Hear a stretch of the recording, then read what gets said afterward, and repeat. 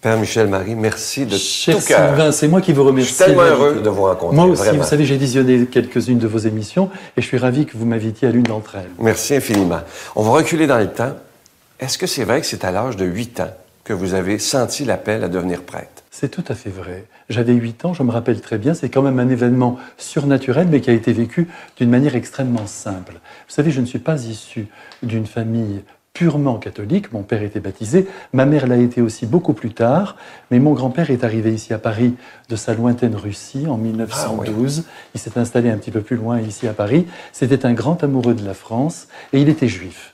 Donc évidemment, vous pensez bien que nous avons grandi en dehors même de la foi, car c'était un juif sécularisé. Je n'ai jamais entendu le nom de Dieu jusqu'à l'âge de 6 ou 7 ans. Nous n'avons jamais prié en famille, et voyez, finalement, ça donne quand même un prêtre. Mais alors, il faut dire quand même que mes parents tenaient absolument à ce que j'aille à l'église, à ce que je pratique, que j'aille au patronage, enfin, comme tous les enfants que nous fréquentions. Mais en même temps, eux ne bougeaient pas. Mais voyez, je les remercie aujourd'hui qu'ils sont partis pour le pays des étoiles, près de Dieu. Je les remercie de m'avoir donné quand même cette possibilité de rencontrer Dieu à travers notamment le visage d'un prêtre tout à fait exceptionnel. C'était un Salésien, un fils de Don Bosco. Il était déjà très âgé. Vous voyez, aujourd'hui on dit toujours il faut que les jeunes prêtres attirent les jeunes. Ben non, il était âgé, mais il me touchait profondément, notamment à travers son dévouement et sa piété. Quand je le voyais prier et quand je le voyais être tout à fait joyeux en étant au service des pauvres, j'étais bouleversé. Et c'est ainsi qu'un jour, j'ai entendu dans mon cœur, mais enfin il faut laisser ça très à l'intérieur de moi-même, cette parole « tu seras prêtre ». Alors évidemment, je n'ai pu en parler à personne. C'était très étranger à tout ce que ma famille vivait, comme je viens de vous le dire. Mais lentement, j'essayais de leur expliquer ce qui se passait en moi. Mais alors, à ce moment-là, j'ai reçu en même temps une autre vocation. Oui. C'est que j'étais extrêmement tourné vers tout ce qui était musical, artistique. Vous êtes un artiste dans l'âme. Je pense, du moins j'essaie de l'être un peu, d'apporter quelque chose à travers l'art. Parce que vous savez, finalement, c'est une manière extraordinaire, par la beauté, de pouvoir faire atteindre la beauté suprême qui est Dieu notre Père. Et alors là, donc, dans mon enfance, j'ai fait beaucoup de piano. Ma mère était une excellente pianiste. Et puis, par la suite, j'ai pensé me consacrer à la musique. Ce que vous avez fait. Ce que j'ai fait. Ce que j'ai fait, puisque après mes études, je pensais au sacerdoce, bien sûr. Je voulais, bien sûr, être prêtre. Mais en même temps, je ne voulais pas m'enfermer dans l'Église, qui était pourtant à ce moment-là encore, comment pourrais-je dire, dans une lumière qui me touchait, bien que tout était un peu bancal à ce moment-là. Même le visage de ce prêtre qui me touchait tant était en train de disparaître. Au profit de prêtres beaucoup plus ouverts, disions-nous, ouverts, mais je ne voyais pas sur quoi. Et lorsque j'ai eu 20 ans, après mes études de fac, je me suis ouvert de cette vocation à un prêtre qui m'a dit « mais il faut faire très attention », parce qu'en même temps, si vous voulez, j'avais l'intention de partir à Paris et de faire carrière et d'essayer à travers la musique d'atteindre le plus grand nombre. C'était ça mon idée. Alors ce prêtre m'a dit, attention, c'est très dangereux, il faut demander à Marthe Robin. Ah oui, Marthe Robin. Marthe Robin, qui était une femme tout à fait unique. Là aussi, la simplicité totale. Hein. Dès qu'on est avec Dieu, c'est la simplicité, c'est l'humilité. Alors je suis allé la voir, j'étais un peu impressionné avec mes 20 ans. Et à la sortie de cet entretien, qui a duré à peu près un quart d'heure, il y a eu 2-3 paroles énigmatiques. Et en sortant, le père Finet, qui s'occupait d'elle, est venu vers moi et m'a dit « Nous avons une réponse, partez à Paris ». Alors je suis parti, et là j'ai commencé ma vie dans les piano-bars, dans les cabarets, à chanter le grand répertoire français. Ce que j'ai toujours aimé, toutes ces chansons qui, de 1940, avancent jusque dans les années 80.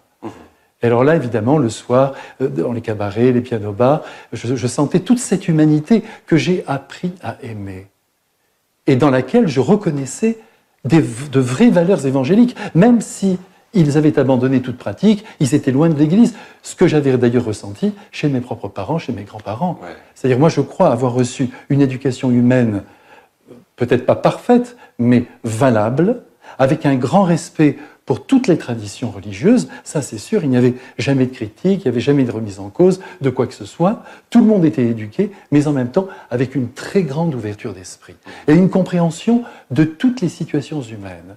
J'avais l'impression, moi d'ailleurs, qu'en entrant dans le système, pardonnez-moi d'employer ce mot, j'allais perdre ce contact avec ceux qui étaient loin. Et vous dites, je vais reprendre mon papier, mais c'est trop beau ce que vous dites.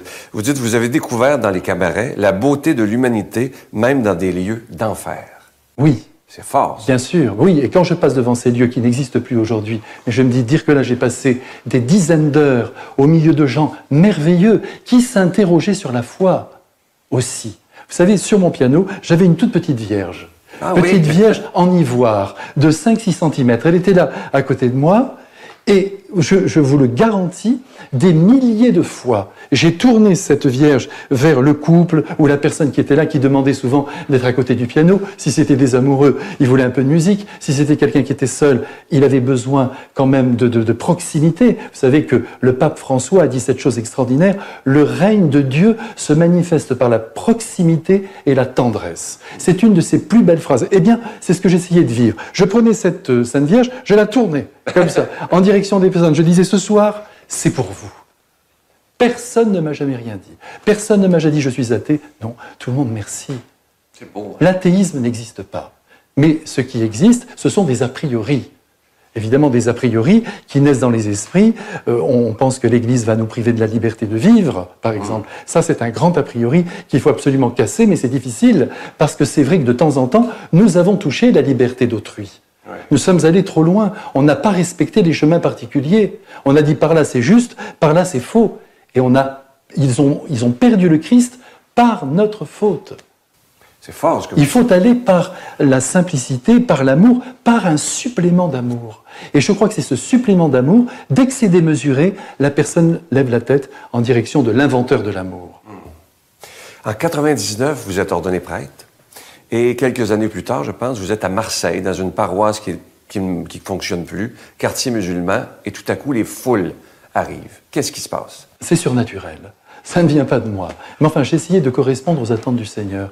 Mais vous savez, pour moi, c'était une paroisse qui se trouvait, et qui se trouve encore, au sommet de la Canebière, le grand boulevard qui est le plus célèbre d'ailleurs de Marseille. Cette église, bon, elle était ouverte pas tous les jours. Il y avait une crypte où une trentaine, une cinquantaine de chrétiens se retrouvaient là. Mais enfin, on pensait que tout ça était absolument terminé. Des musulmans partout, qui sont devenus de grands amis, qui respectaient l'homme de Dieu avec sa soutane quand je passais dans les bars, parce que j'ai passé un temps fou, laissez-moi vous dire, j'ai peut-être bu 10 000 cafés. Mais c'est comme ça aussi que les choses avancent. Ouais. Et alors, si vous voulez, dans cette paroisse, eh bien, tout simplement, je l'ai ouverte. Vous voyez, j'ai pas beaucoup de mérite. Je l'ai ouverte, j'ai célébré la messe dans la grande église, c'est-à-dire enveloppée par la beauté, en mettant au point une liturgie extrêmement belle. C'est important pour vous, la beauté. Hein? Ah oui, il faut que le cœur... On se ressemble là-dessus. Oui. Faire les belles choses pour Dieu. Et sans doute sur beaucoup d'autres choses. En tout cas, si vous voulez, il faut que l'ensemble de la personne humaine soit touchée. Pas simplement l'intelligence, pas simplement les concepts. C'est pas ça qui touche et qui permet à l'homme d'avancer vers Dieu. Quand vous voyez un pape extraordinaire comme le pape Benoît XVI, qui est sans doute le plus grand théologien que la Terre ait connu de notre période, eh bien, ça n'est pas vraiment passé. Pourquoi? Parce que ce n'est plus le temps des arguments, ce n'est plus le temps des concepts. Et pourtant, ces réponses étaient d'une perfection absolue. Maintenant, vous avez le pape François, une femme fait tomber son sac, il prend son sac, il le lui donne, tout le monde applaudit. Et tout le monde semble se rapprocher de Dieu. Ouais. Si vous voulez, je pense alors, moi, ce que j'ai fait dans cette paroisse, pour revenir à votre question, la liturgie, une très belle liturgie, pas pompeuse, mais quand même, qui touche profondément les grandes orgues, les ornements, les fleurs, une sonorisation. Là, vous savez que la sonorisation, il faut que ce soit absolument parfait, comme vous. Vous voyez, il faut que nous soyons à ce niveau professionnel. On prétend donner la parole éternelle, dans des micros pourris, ça marche pas, ça. Ça passe pas. Ça passe pas. Donc, la liturgie, la présence dans l'église, tous les jours, c'est moi qui ouvrais l'église, pas le sacristain. 7h du matin, on ouvre, je confessais déjà. Il y avait toujours quelques personnes.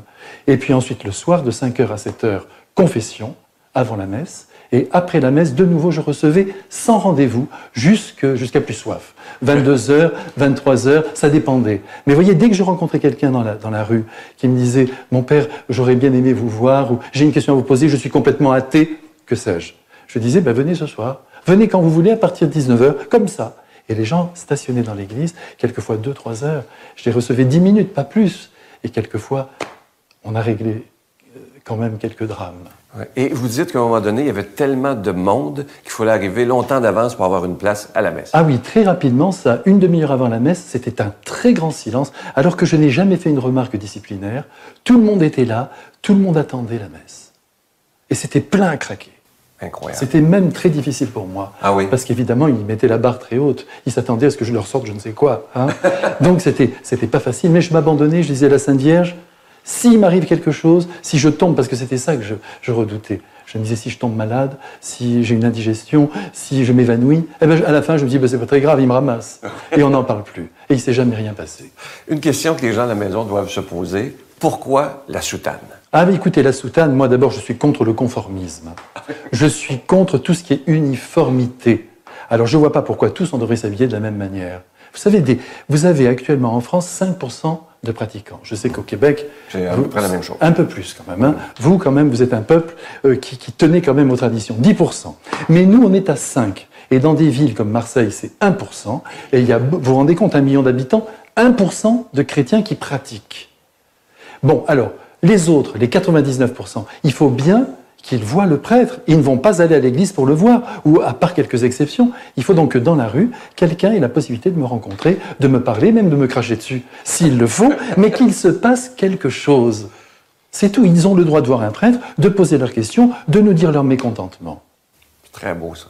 Voilà, donc, vous voyez, pour moi, c'est un outil, c'est une blouse de travail, je m'en sers, je ne la quitte pas, j'y tiens, et je pense que, surnaturellement, c'est important. Ça paraît secondaire, mais vous savez, à force d'éliminer le secondaire, on devient primaire. Oui, tout à fait. Quel est votre rêve pour l'Église? Fasse apparaître le visage du Christ. C'est ça le rôle de l'Église. Alors, je pense qu'aujourd'hui, nous avançons. Nous avançons. Il faut absolument faire tomber, comme je vous le disais tout à l'heure, tous les a priori. Il faut qu'on sente que les bras du Christ s'ouvrent très grands pour accueillir tout homme, quoi qu'il ait fait. C'est ça l'aventure du Christ. Il descend, il sort du ciel, si je puis dire. Pardonnez-moi cette expression, mais c'est ça. Il descend, il prend cette chair humaine, cette âme, ce cœur, pour prendre dans les bras avec ses mains, pour toucher ses enfants perdus et les ramener vers son Père. Alors, si on les bloque parce que, tout à coup, ils ne correspondent pas à ce qui est attendu, c'est une catastrophe. Et ça, il faut que ça change. Oui, parce que ce que je n'arrive pas à comprendre, c'est que Jésus, qui est l'être le plus beau, le plus intelligent, le plus aimant de la terre, n'arrive pas à ravir les cœurs. Il y a un problème. Ouais. C'est pas possible. Et le Saint-Évangile, là, vraiment, vous savez, tout à l'heure, nous allons encore en parler, à travers cette homélie, sans doute, mais l'Évangile, je pense qu'on n'a envie que 20%. Et puis surtout, ce que je rêve pour l'Église, eh bien qu'elle soit une famille. L'Église, c'est un tissu de relations. C'est pas des tribunaux, c'est pas des condamnations, c'est pas tout ça. Jésus est au-dessus de tout ça. Lui, il prend son enfant comme il est, il le serre dans ses bras, il dit à partir d'aujourd'hui, ça va changer puisque je t'aime et que tu as compris. De toute beauté. Je vous écouterai pendant des heures.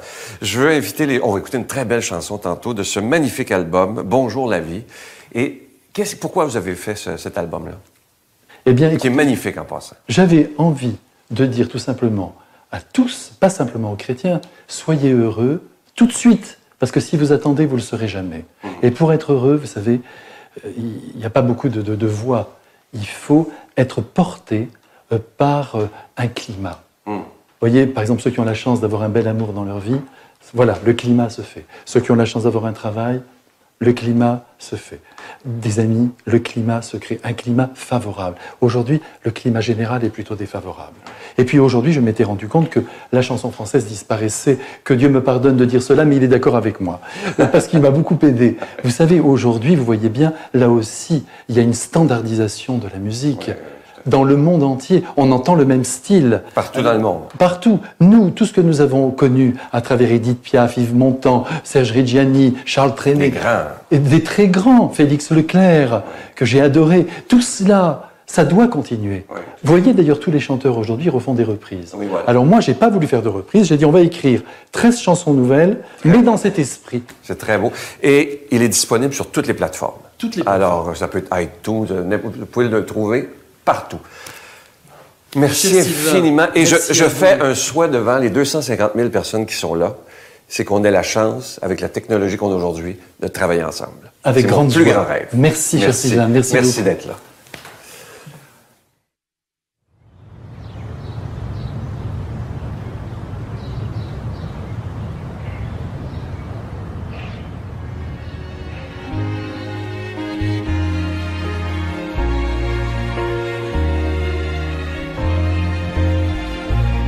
t'aurait expliqué la confiance est perdue, qui depuis 2000 ans embrasse vos statues. Rien n'est plus étrange et pourtant quotidien que l'amour fou démesuré qui vient mendier votre soutien. Au chemin d'Israël, quelques sages inconnus devinèrent sous vos pas l'innocence absolue. Depuis lors, jamais femme ne fut plus admirée au cours des temps et dans les esprits passionnés, quand l'amour se prenait encore pour la beauté. Marie, si le monde se plaît à puiser dans vos yeux la sublime bonté. Marie, c'est la faute à l'amour qui s'est jeté sur vous quand il vous a créé. Marie, que votre âme est immense et que vos bras sont grands quand ils viennent en tendresse effacer nos tourments. Sous le ciel assombri par de grands dévoiements, l'univers indécis se demande en pleurant si le cœur est mort ou s'il faut espérer en un sursaut d'humanité au creux d'un monde enténébré. Mais voici que la Vierge franchit l'horizon, revêtue de lumière en ses apparitions. Qui le sait, qui le croit, ne peut que s'abandonner à la tendresse et à l'adorable beauté qui resplendissent en elle et vous font chavirer. Marie, si le monde se plaît à puiser dans vos yeux la sublime bonté. Marie, c'est la faute à l'amour qui vous fait revenir dans le creux des rochers. Marie, que votre âme est immense et que vos bras sont grands et que l'homme est chanceux d'être ainsi votre enfant.